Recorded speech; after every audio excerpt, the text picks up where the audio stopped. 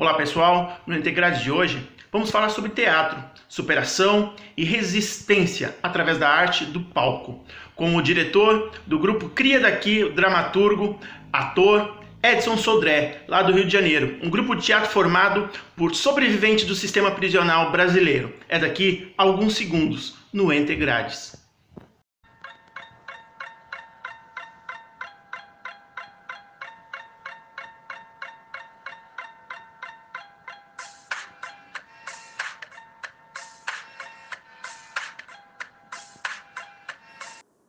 Segunda-feira agora, dia 12, o grupo teatral vai fazer 12 anos.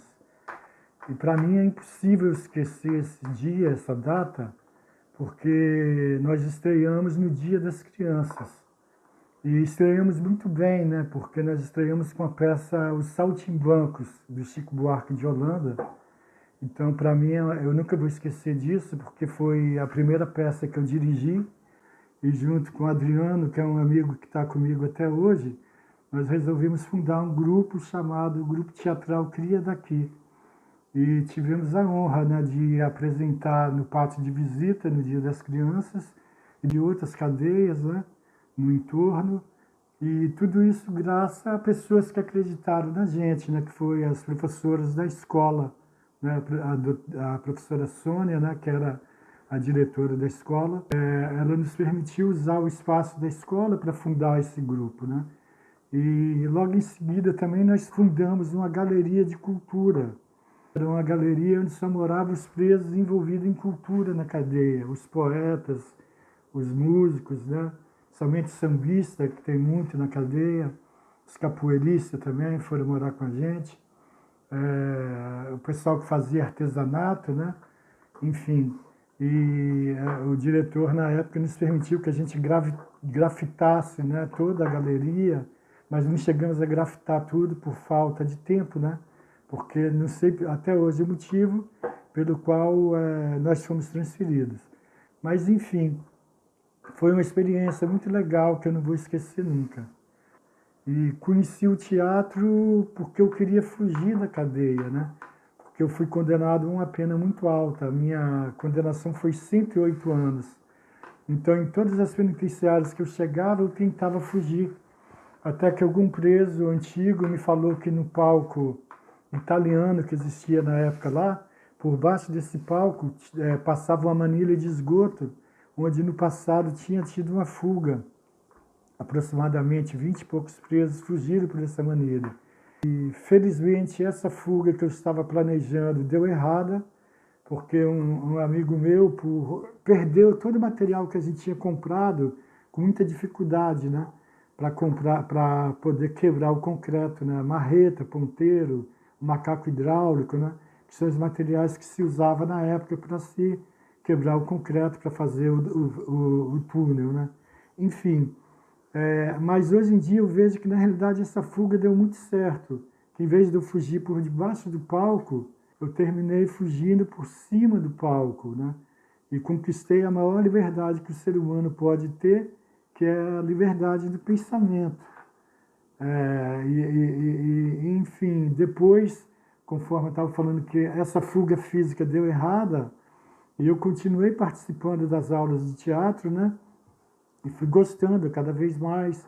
Aí as professoras me incentivavam a ler, algumas levavam livros para eu ler.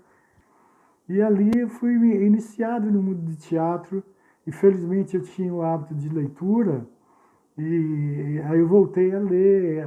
Felizmente lá existia uma biblioteca que tinha uma coleção dos grandes pensadores, e eu me iniciei nesse mundo da leitura, da filosofia também, que hoje em dia me influencia nas minhas escritas, né?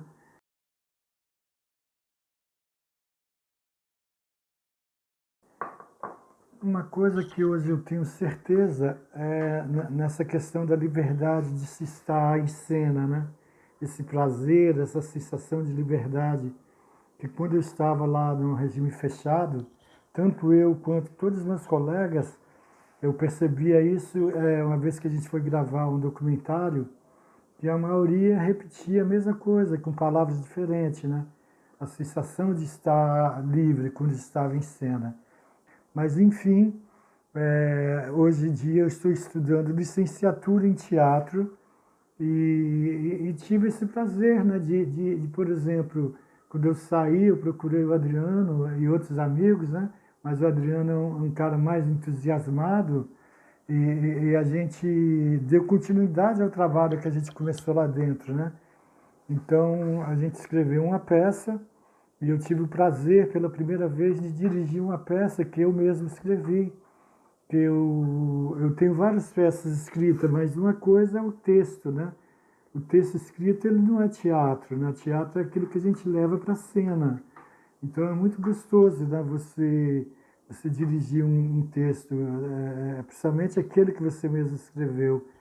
E de repente você circular com essa peça em ambientes que você nunca tinha sonhado, né? Que, por exemplo, a gente se apresenta em escola pública e é muito legal para mim e ao mesmo tempo triste, né? Que a gente foi se apresentar numa escola onde morreu uma criança dentro da escola. E eu tinha uma poesia que eu tinha escrito já lá no regime fechado, uma poesia falando dessas crianças que morrem indo para a escola, né? Então isso me impactou muito. E além das escolas públicas, a gente se apresenta muito em universidade, tanto lá na Unirio, onde eu sou aluno, mas também na UFES, em Niterói, e no Teatrão da UERJ, que foi muito legal, que lá tem o Teatro Odilão, esqueci o nome, da Costa, se não me engano, que é um teatro muito grande, né? Então, nesse dia tinha uma plateia enorme, foi a maior plateia que a gente se apresentou, então foi muito especial também, né? Para o ego, né? Porque às vezes a mim me emociona mais quando a gente se apresenta no Degaze, porque o universo conspira para as coisas acontecerem, que o Adriano, que é o meu amigo, que está comigo em cena nessa peça, ele teve preso na menor, né? Ele passou várias vezes, né, no Degaze. Então, hoje em dia, a gente ir no Degaze e apresentar essa peça para esses meninos que estão privados de liberdade, isso não tem preço, né? Não tem preço. Isso aí, para mim, me realiza muito, né? E, ao mesmo tempo, eu não vejo diferença, sim. Aliás, vejo total diferença. Porque, queira ou não queira, a gente tem consciência de onde a gente está, né? Ao mesmo tempo, quando você está num palco, por exemplo, a gente se apresentou no Niterói em cena, né? No festival de teatro que teve, no Teatro Oscar Niemeyer, que é um teatro luxuoso. Então, você está em cena ali, a gente tem esse domínio, de repente a gente dá aquele... Só não pode errar o texto, né? Mas a gente fala, caramba, onde eu estou, né? Nunca sonhei estar aqui, né? E até no teatro do BNDES a gente se apresentou um esquete, né? Mas a convite de um evento que teve, mas é um prazer você ir num camarim luxuoso, né? Enquanto a gente veio de uma realidade que o camarim nosso foi uma cozinha, né? Não vou falar das condições de higiene, que era uma cozinha abandonada, dá para vocês imaginar, né?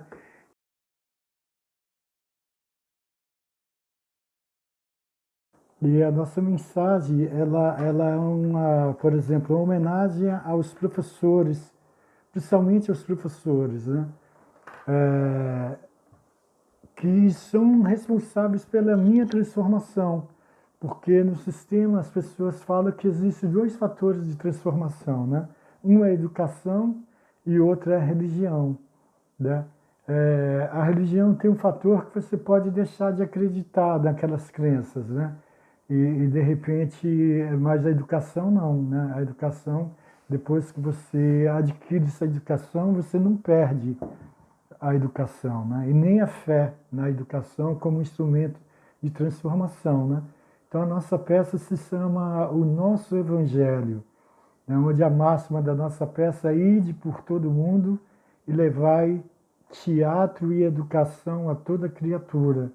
Então na peça a gente faz uma provocação ao momento político atual, onde as pessoas deixaram de seguir o evangelho do verdadeiro Messias, né, Jesus Cristo, para seguir um falso Messias e que apoiado pelos vendilhões dos templos, que a gente faz essa provocação, né, que são verdadeiros lobos travestidos de pastores, que eles estão pregando um evangelho diferente, onde a máxima agora é armai-vos uns contra os outros, né?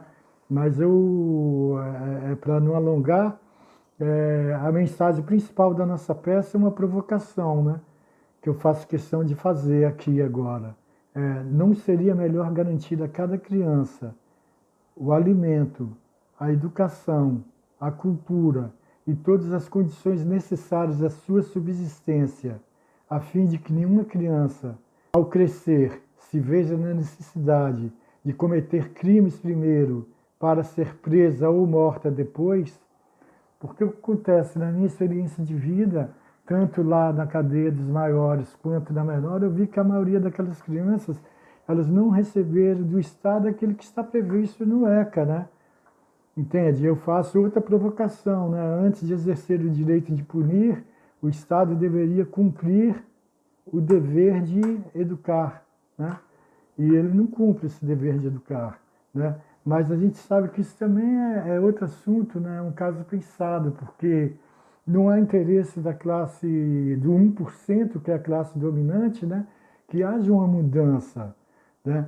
Porque senão as pessoas iam enxergar que eles são os problemas, né? Então, quanto mais criminoso tiver, quanto mais violência tiver, é melhor, que o pobre vai odiar outro pobre que comete crime, né? Entende? Porque, infelizmente, o pobre, ele só rouba de outro pobre, né? Porque ele não tem acesso a roubar do rico, ainda mais desses multimilionários, né? Que só andam de carro blindado, enfim, com seguranças armadas e tal, né? Então, não há nenhum interesse, né? E a gente vê claramente isso, que estão fazendo o desmonte da educação, né? Da cultura, enfim. E a gente vê exemplos de outros países, né? Tipo, vou citar a Coreia do Sul, né? Que em pouco tempo eles fizeram uma verdadeira revolução pela educação, né? Em mais ou menos 30 anos, hoje em dia é um país, né? Tem um nível de educação muito legal e prosperou, né? Enfim.